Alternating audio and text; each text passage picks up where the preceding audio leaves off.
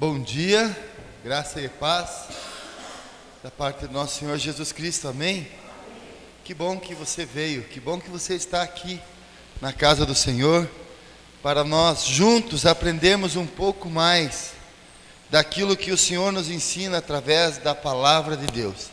A Bíblia é o livro que nos ensina algo que é essencial para a nossa vida. Nos ensina como nos relacionar com o Pai, com aquele que nos criou por amor, nos deu a vida eterna através do seu Filho Jesus Cristo. O assunto único da Bíblia é relacionamento pai e filho, criador e criatura. É nisso que a Bíblia norteia os seus ensinamentos. E é por isso que a Bíblia, apesar de ser um livro tão antigo, é um livro tão atual. É por isso que quando você lê a Bíblia, você descobre coisas que você não sabia, ou que você não tinha o entendimento, porque é Deus que dá o entendimento através da sua palavra, e a circunstância daquele momento que você vive, pode ser experimentado na experiência de pessoas, pode ser visto na experiência de pessoas que tiveram o mesmo tipo de experiência com Deus no passado. Por isso a Bíblia é tão atual, porque ela trata desse relacionamento.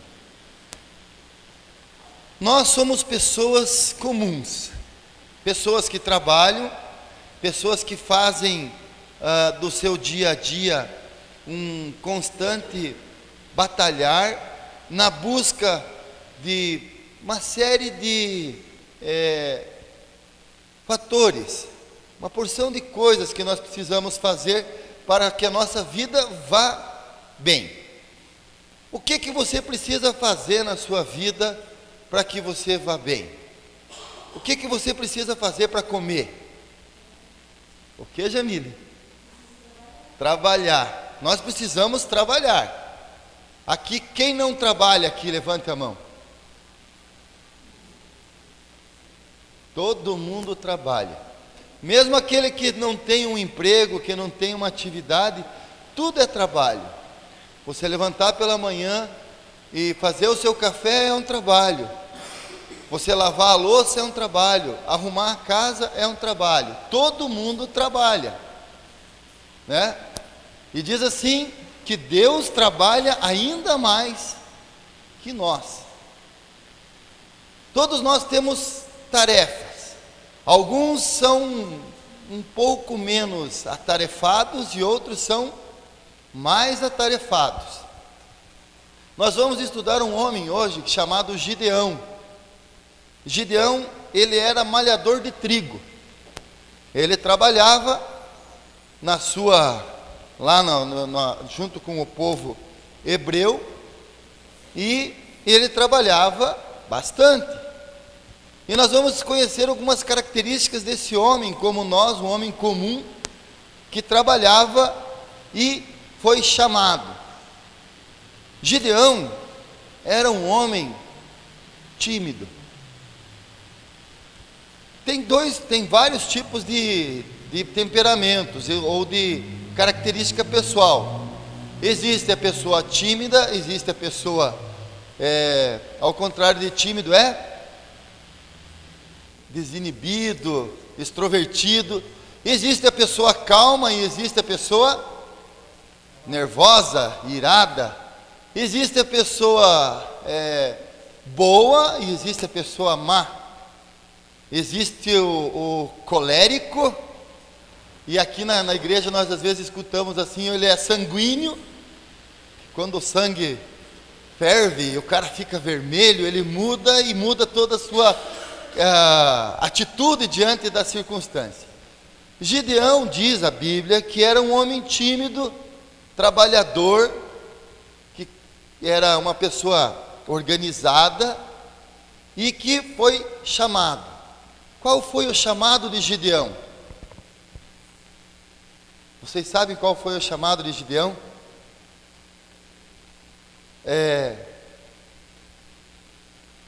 O povo hebreu, o povinho complicado, É um povo assim que eles esqueciam com muita facilidade aquilo que Deus fazia na vida deles. Eles simplesmente esqueciam aquilo que Deus dava para eles liberalmente. E de repente estavam procurando outra forma de se comunicar com Deus. Mas não o Deus único, não o Deus uno. Eles procuravam outros deuses, e a idolatria então estava disseminada no meio do povo hebreu. E não tinha nessa época líderes. Na época de juízes, que Gideão foi um juiz, ele era camponês, tímido, e chegou a ser juiz, general do Senhor. O povo estava assim, totalmente na boa, cada um fazia o que queria, cada um achava que era assim e ia. E Gideão teve uma missão: você vai colocar esse povo no trilho, nos eixos, vai fazer com que esse povo se volte para mim novamente. Puxa, que tarefa complicada para um homem que era malhador de trigo, que era uma pessoa simples, tímida, humilde, pai de família. E Deus deu essa tarefa para Gideão: você vai trazer esse povo de volta para mim. Nós somos pessoas comuns, e nós também podemos ter tarefas dadas por Deus. Entre a posse da terra e o estabelecimento da monarquia, Israel viveu um tempo transitório, chamado período dos juízes. Nesse período que Gideão viveu. Nesse período o Estado não era organizado e não tinha rei. Razão porque cada um cuidava e fazia o que bem parecia. Em vista disso, Deus ordenou juízes entre o povo para assisti-lo e promover a defesa nacional. Pela ordem, Gideão foi o sexto dos juízes. Era de uma família de camponesa da aldeia de Ofra, filho de Joás, da tribo de Manassés. Gideão elevou-se rapidamente da condição de agricultor a general de exército e a juiz do povo de Deus. Juízes 2, 16, 13, 1 a 5. De um simples camponês, ele se tornou general do exército do Senhor, juiz. Ele começou a liderar um povo. Nós podemos ser chamados e somos chamados a trabalhar na nossa vida, a trabalhar para o Senhor. Agora, Deus espera que você esteja sem fazer nada para te chamar? Deus espera que você esteja capacitado para te chamar? Ou Ele simplesmente te chama? Na história do povo de Deus, vemos que os homens trabalhadores e ocupados sempre estiveram na mira de Deus. Pedro estava pescando, Amós estava no campo atrás da malhada, Levi na coletoria. Dificilmente Deus pega um desocupado. E assim, mas eu não tenho capacidade, eu não sei o que fazer. Com Gideão também não foi diferente. Ele estava muito ocupado quando Deus o chamou para uma urgente e diferente missão. Deus chama aqueles que estão no trabalho.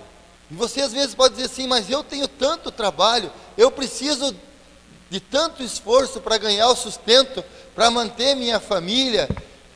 Deus vai me chamar para um trabalho, Deus vai me chamar para um ministério, Deus vai me colocar na frente do patrimônio da igreja, Deus vai me colocar num lugar onde eu tenha que trabalhar mais ainda. Eu não vou ganhar nada com isso.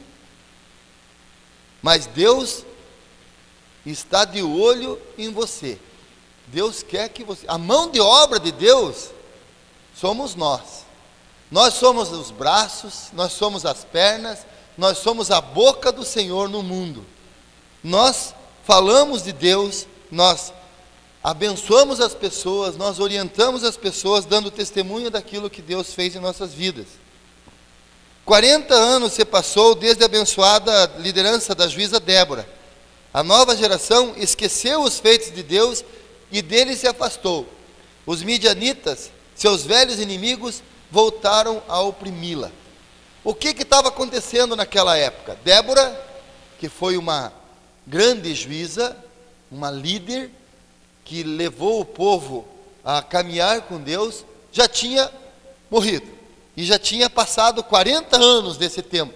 E o povo se esqueceu. E o povo então estava ali na boa, fazendo o que bem lhe agradava. Os midianitas eram os inimigos do povo hebreu. E os caras não davam tranquilidade, não davam sossego para o povo de Israel. O povo semeava, os midianitas iam lá e acabavam com a plantação. O povo se reunia, os midianitas atacavam. O negócio estava complicado. Desciam em bandos e amedrontavam, saqueavam tudo que podiam, caíam sobre os cereais, os rebanhos, os jumentos. Os hebreus ficavam cada vez mais enfraquecidos e cada vez mais amuados, cada vez mais no canto.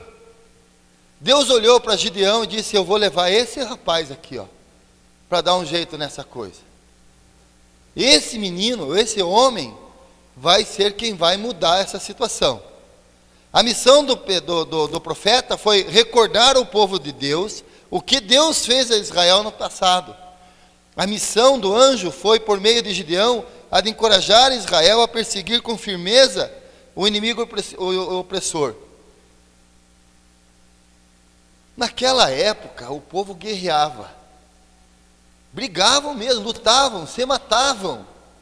No Antigo Testamento, e alguém aqui já pode ter visto um episódio, pelo menos, daquela série Jogo dos Tronos.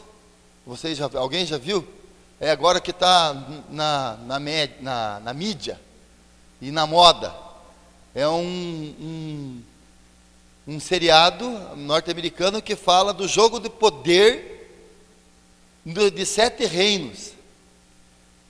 E eles ali lutam e brigam. E eu me apercebi de uma frase que das pessoas falaram.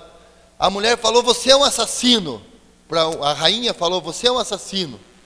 Ele disse: eu sou um assassino. Mas o seu pai é assassino, o seu filho é assassino, e os seus netos vão ser assassinos, e você recebe na sua casa, porque naquela época, matar não é como hoje. É muito anterior ao cristianismo. Você matava pela luta do poder, para sobreviver. Quem não matava, morria.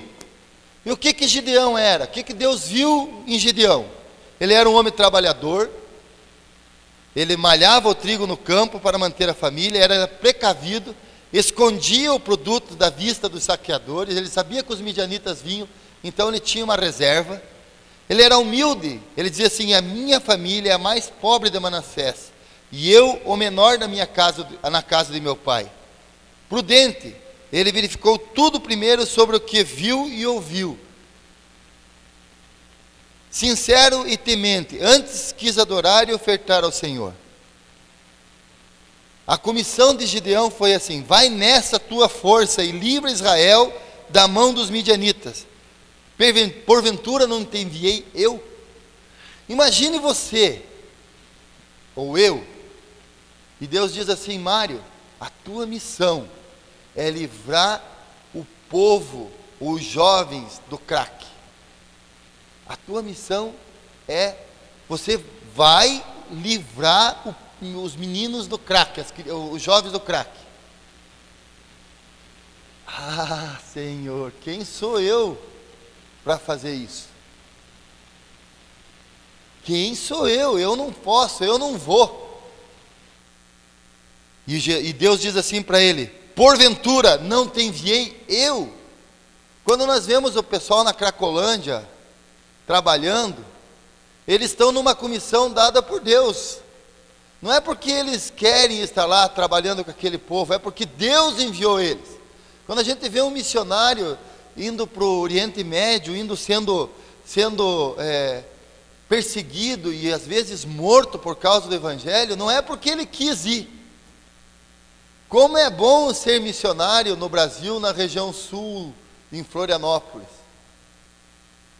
Muitos americanos gostam de vir para essa região. Mas, quando Deus manda, Ele diz assim: eu te capacito, eu te dou força. Essa era a situação nacional, a ação era necessária e urgente, e o chamado é uma ordem divina para ser discutida, não para ser discutida, mas para ser cumprida. O que Gideão fez? A primeira coisa que Gideão fez, ele destruiu o altar de Baal. O povo estava adorando um deus pagão, Baal. Qual que é o pecado que mais desagrada a Deus? A idolatria. É negar. A idolatria, sim, eu nego a soberania de Deus, Jeová, e aceito a divindade de qualquer outra coisa. Então, para mim, na idolatria, Baal é melhor e mais importante do que Jeová. Então, vou trabalhar e vou adorar ele, vou levar sacrifício para ele. A adoração a Baal, divindade finíssima, foi sempre uma tentação para os hebreus. Ele estava sempre por ali. Uma hora ele estava em cima, quebravam, voltava, estava sempre por ali. O problema se agravou ao extremo nos dias do rei Acabe, quando o profeta Elias entrou em cena e escaramuçou a idolatria de Baal. Até porque esse relacionamento idólatra obstruía a relação e a comunhão, a adoração e a comunhão com Deus.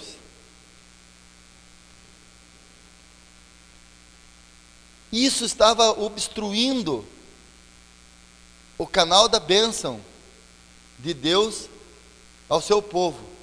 A idolatria a Baal estava fazendo com que Deus deixasse o seu povo perecer. Deus se propôs a abençoar e a libertar Israel, mas ordenou que primeiro fosse posta em ordem a casa do seu próprio líder.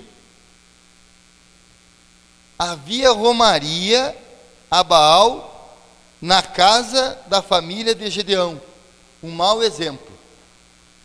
Deus, antes de dar a força e a autoridade para Gideão, ele disse assim: primeiro você arruma a tua casa, meu amigo. A tua casa, a sua missão começa em casa. Primeiro você ajeita a tua casa. Tem coisa errada aqui. A tua família está indo em romaria. Nós estamos vindo aqui na Igreja Batista, mas tem uma excursão lá para Aparecida. Lota o ônibus. Vamos fazer uma vela para cada santo. Está errado. Não é certo. E era o que estava acontecendo, contemporizando a nossa a situação de Gideão lá. Acho que não tinha Aparecida, mas tinha Baal. Era um templo de Baal. Nós esperamos que você faça a coisa certa. Gideão, numa operação relâmpago, ele cumpriu os 3 importantes exigências divinas com preparo espiritual para o sucesso da missão.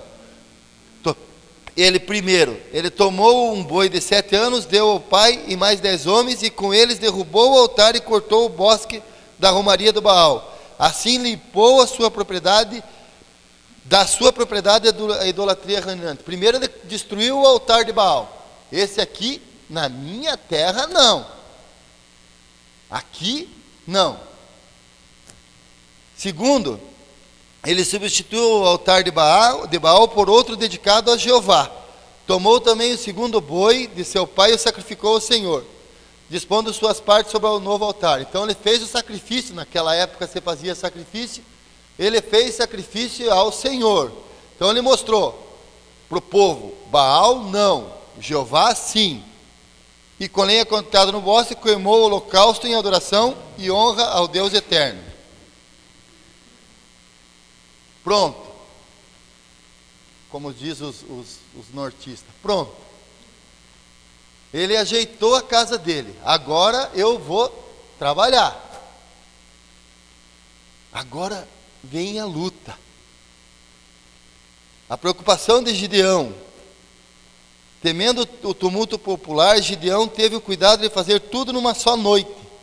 No dia seguinte, quando o povo percebeu, irritou-se e quis até matá-lo. Mas Joás, o seu pai, ficou ao lado do filho, e ao seu modo acalmou os ânimos dos exaltados.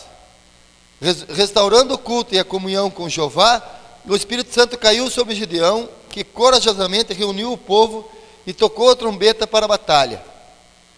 Eles saíram, eles estavam sempre acuados, os midianitas sempre vindo em cima.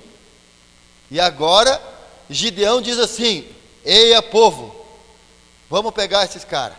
Estão pensando o quê? Nós vamos lá.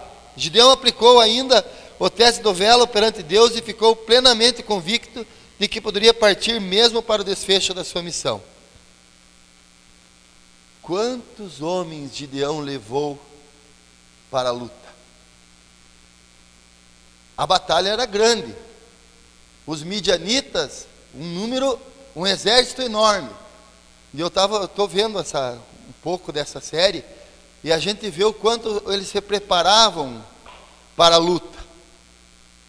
Eles eram muito estrategistas, eles ficavam pensando, mandavam espiões, mandavam espias para saber como é que estava o exército do outro, onde que está localizado, quanto que tem de suprimentos, para que pudessem guerrear com estratégia. Gideão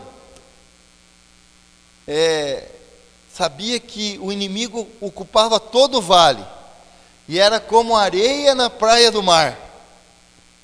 Era muita gente.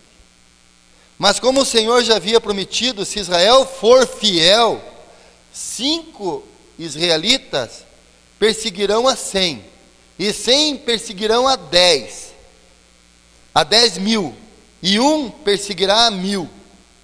A promessa do Senhor era assim, que um hebreu daria conta de 1000 midianitas. Você tem fé suficiente para acreditar nisso? Você tem fé de que um homem poderá com 1000? Como que Deus selecionou os soldados? De 32.000 permaneceram 10.000.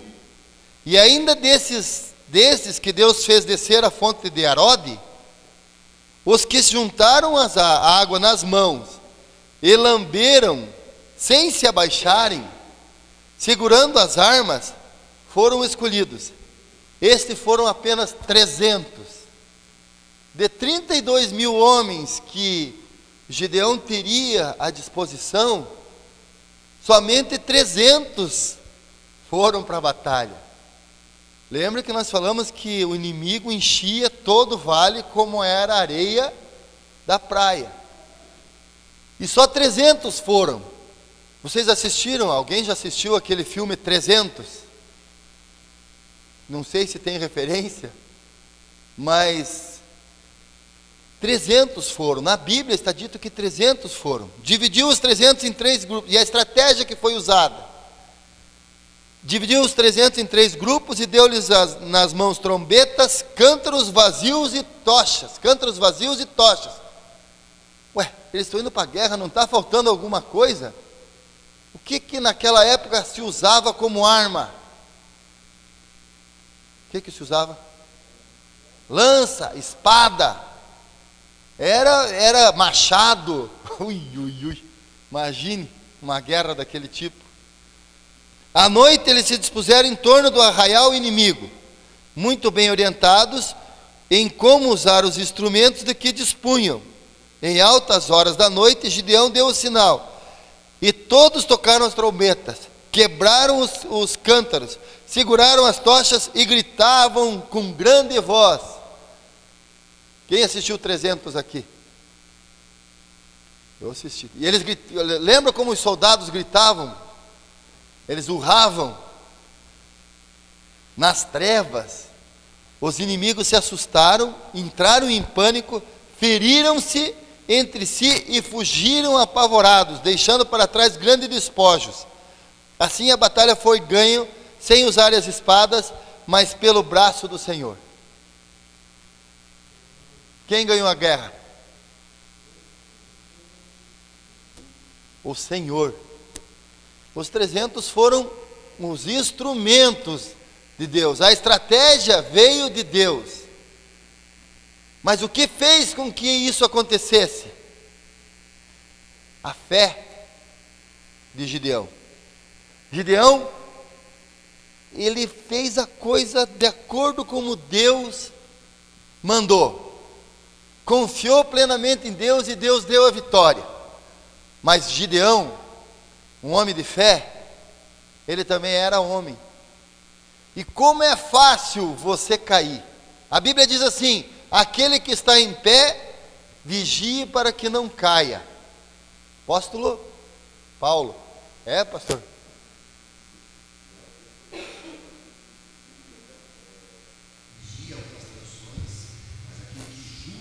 Julga estar em pé. Pensa, é isso. Aquele que julga estar em pé, cuide para que não caia. E Gideão, então, aquela vitória brilhante, aquilo foi sensacional. O povo ficou tudo animado, o povo ficou eufórico. Convidou o rei, o Gideão. Agora, Gideão, você vai ser o nosso rei. Rei, Gideão é o nosso rei. Era o grito que eles faziam lá, na época. Imagine, devia ser mais ou menos assim, né? Eles estavam todos tão animados que eles faziam esse grito. Mas Gideão disse assim: ah, meu Deus, eu não posso. Ele não aceitou esse convite, pois ele entendeu que fora chamado para libertar e não para reinar. Ele entendeu. Ele não consultou a Deus. O povo chamou ele para ser o rei. E ele diz: não, eu fui chamado para libertar, a minha tarefa eu já fiz. E apelando Gideão para que todos lhe trouxessem ouro despojado, então tudo aquilo que foi pego na guerra, os despojos da guerra, ele ele se ufanou, ele se encheu de si mesmo e disse: vamos fazer um símbolo disso, vamos fazer algo que marque isso. Ele foi atendido de bom grado quando pediu o ouro. Reuniram nada menos de que 1.700 ciclos de ouro. Com Gideão mandou fundir uma estola sacerdotal. Uma estola sacerdotal que erigiu na praça de Ofra, sua cidade, como possível memorial às futuras gerações sobre a espetacular vitória ganha sobre os midianitas. Pisou na bola. O cara que era tímido, humilde, a serviço do Senhor, ele teve uma vitória que não foi dele, a vitória foi do Senhor, mas ele se encheu de vanglória e criou um obelisco, uma estola, e colocou na praça, para que todo mundo... Nossa, o povo é idólatra. Ele foi chamado para tirar o povo da idolatria e colocou um obelisco, colocou um símbolo, colocou um objeto de idolatria que na cabeça dele não era isso, mas para o povo, meu amigo, pronto. Foi só colocar ali que o povo já começou a adorar aquilo. Até ali Gideão sempre havia consultado a Deus. Em tudo que ele fazia, ele consultava a Deus. Tudo que ele ia fazer, ele consultava a Deus. Mas na questão da estola, ele não o fez, agindo sozinho. Por isso não deu certo. A estola e a túnica externa do paramento sacerdotal traz nas orlas as 2 pedras de ônix, contendo o nome dos 12 filhos de Israel. Estavam também nela o Urim e o Tumim, luz e perfeição, por meio dos quais o sumo sacerdote consultava o Senhor sobre assuntos públicos e de interesse nacional. Para o povo hebreu, já tendente à idolatria, aquilo era um prato cheio. era um passo para que adorassem aquele obelisco e esquecessem a Deus. Gideão não esperava isso, não esperasse que isso servisse de laço até mesmo para a sua própria família. A família de Gideão também adorava aquilo. O fato de Gideão recusar assumir a liderança do povo foi muito ruim para Israel. Às vezes a nossa humildade, a nossa pequenez, a nossa modéstia, em ocasiões inoportunas, torna-se sinônimo de covardia. Vamos assumir esse trabalho. Não, eu sou pequenininho.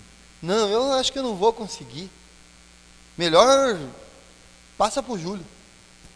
O Júlio tem mais capacidade. O Júlio é o cara que está ali. Passa para o Almindo. Mas eu vou ficar como segundo secretário que não faz nada mesmo. O segundo tesoureiro. Eu não quis falar, mas já que indicaram, né? Já que indicaram.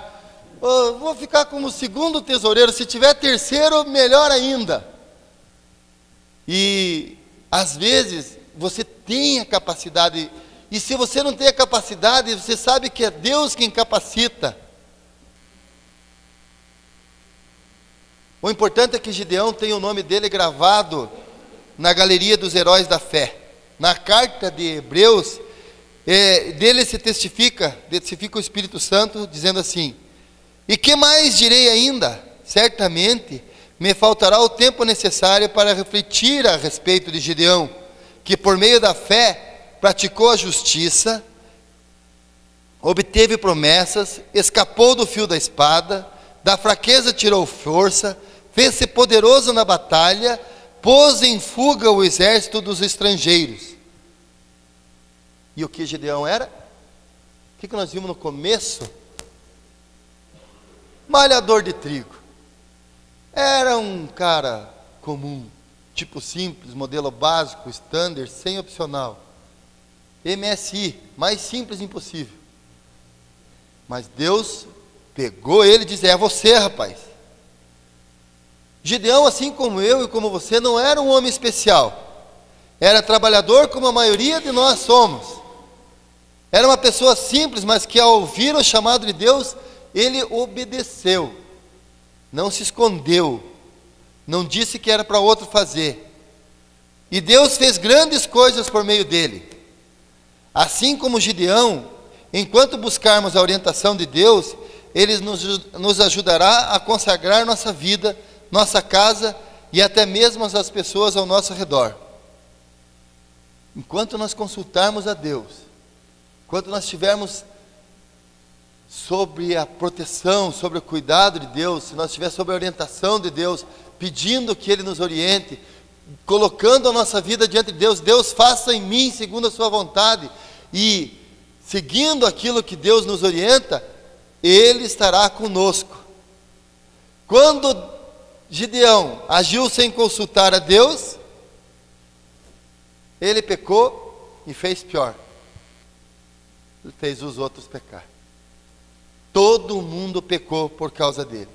Nós temos que tomar cuidado, porque às vezes a pessoa que nos fala de Jesus, a pessoa que nos traz para Jesus, nos leva para o engano, nos leva a cometer coisas erradas. Por isso nós temos que ser como os bereanos, que leem e estudam a palavra, para saber aquilo que Deus fala, porque Deus fala com você, fala comigo, através da ministração da palavra, no culto, mas através da Bíblia, constantemente.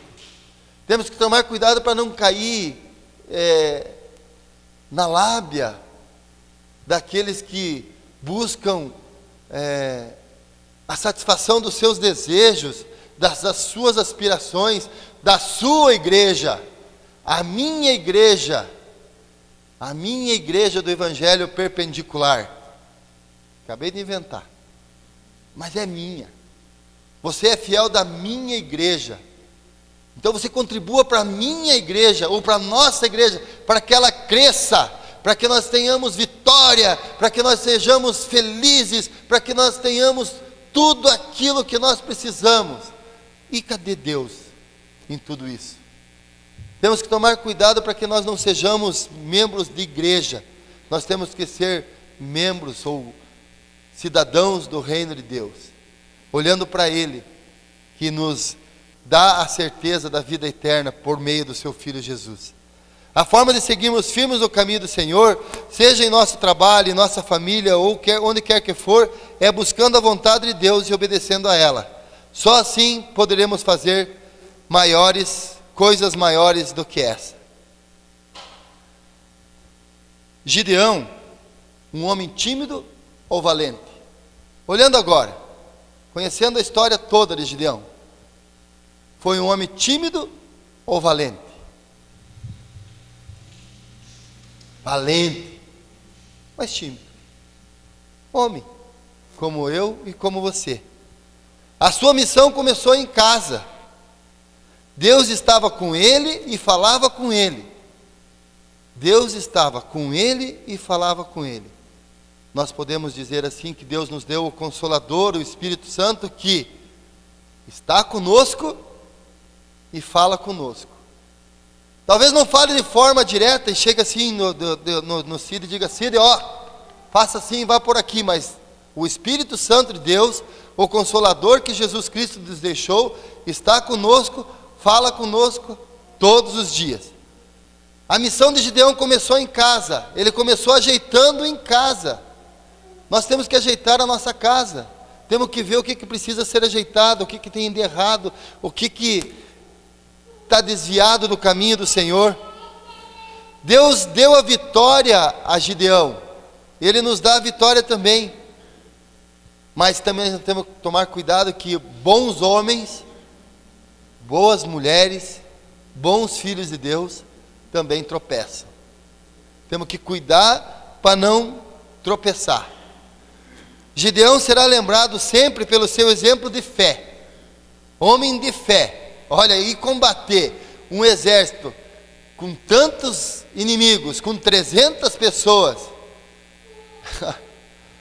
é mais ou menos como nós vemos no filme, assim, eles estão indo se matar. Não por ser forte, não por ser inteligente, autoconfiante, mas por ter confiança em Deus. A Bíblia não fala que Gideão era bonito, que ele era persuasivo, que ele falava bonito, que ele convencia as pessoas. A Bíblia fala que Gideão teve fé. Gideão não se destacou na história por ser um homem grande, mas por ter um grande Deus.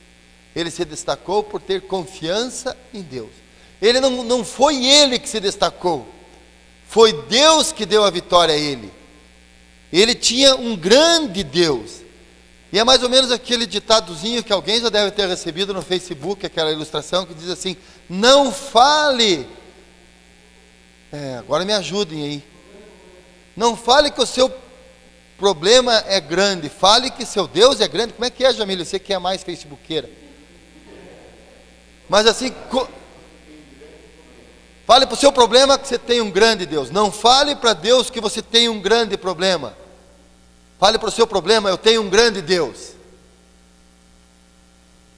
Deus é capaz de transformar fracos, tímidos e abatidos e dar grandes vitórias ao seu povo.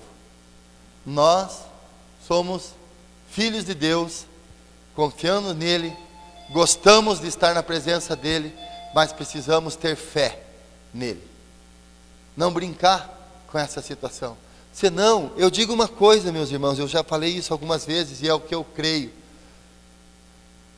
Se tudo aquilo que eu falei hoje, se tudo aquilo que está na Bíblia não for verdade para mim, se eu não acreditar no que está escrito nesse livro, se eu não acreditar que Jesus Cristo é Deus, é o Senhor, que Ele é o Salvador do mundo, que eu vou ter a vida eterna por causa da morte dele na cruz, se eu não acreditar nisso, o que eu estou fazendo aqui? Eu estou perdendo tempo. Eu estou perdendo tempo. Se eu não acreditar nisso, se eu não acreditar que Deus é poderoso, que Deus é soberano, eu estou perdendo força, eu estou perdendo tempo na minha vida. Então, feche a Bíblia e vá viver no mundo. Deixe tudo para trás e todos os prazeres que você quiser ter, longe de Deus. Agora, se você crê, viva segundo o que está nessa palavra. Como que nós podemos aplicar isso na nossa vida? Tenho me esforçado para santificar a minha casa e a minha família ao Senhor? Deus sabe o quanto. Cada um daqui tem interesse em cuidar da sua casa, dos seus filhos, de estar segundo a orientação de Deus. Todo mundo quer estar na presença do Senhor. E sou capaz de agir dependendo exclusivamente da força de Deus? Eu dependo de Deus? Deus tem, eu tenho dado liberdade para Deus agir na minha vida? Eu tenho feito como aquela mulher que para decidir, que nós já falamos aqui outras vezes, que para decidir alguma coisa joga o graveto para cima. E uma pessoa pergunta, como que você faz? O que é isso? Não, eu quando tenho alguma coisa para decidir, eu não tenho urim e tumim, mas eu tenho esse graveto. Eu jogo para cima. Para onde eu coloco a situação e para lá pronta que ele indicar eu vou. Puxa que legal, é Deus que falou. Aí um dia a pessoa viu jogando 3 vezes para cima. Ué, o que aconteceu? Não, que 2 vezes deu para lá e eu quero ir para cá. Então, nós temos que ter dependência do Senhor, sabendo que Ele é que combate as nossas lutas, que nos dá a vitória. Assim como Gideão, nós temos que ser submissos à vontade de Deus e viver essa alegria de ver Ele lutando as nossas lutas. Amém? Desculpe se eu não dei a oportunidade para os irmãos participarem hoje. Foi Gideão, assim, um homem que fala muito a todos nós. E quem sabe quem é Gideão? Pergunta aí, por aí, quem sabe quem foi Gideão? Agora nós sabemos. Nós que estamos aqui sabemos. Por quê? Porque viemos para a escola bíblica dominical. Sabemos um pouco mais de Gideão, aprendemos um pouco mais juntos. A escola bíblica dominical, como disse o pastor Daniel Fábio Alves de Carvalho, não sei se vocês conhecem esse pastor, ele fala aqui toda domingo à noite. Ele diz assim que quando ele foi para o seminário, muitas das coisas que ele era confrontado, muitas coisas que ele tinha que discorrer e apresentar trabalhos, ele já tinha base, já tinha conhecimento porque participou da escola bíblica dominical. A escola bíblica dominical é esse espaço onde nós podemos aprender.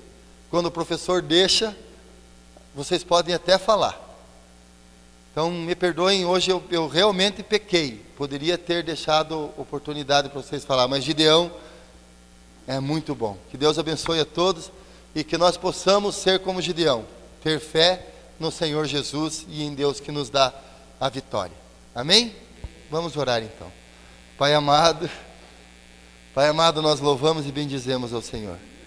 Somos gratos porque o Senhor não escolhe os capacitados, mas porque o Senhor capacita os escolhidos. E nós queremos, ó Deus, ter a disponibilidade de servir com amor e com alegria, e que nós possamos fazer grandes coisas, e coisas até maiores do que Gideão fez, não por nós, mas através da instrumentalidade que temos, vinda do seu poder, Senhor Deus. Abençoe cada família aqui representada, dá-nos saúde, paz e prosperidade em todos os aspectos. É a oração que eu faço agradecido, em nome de Jesus. Amém.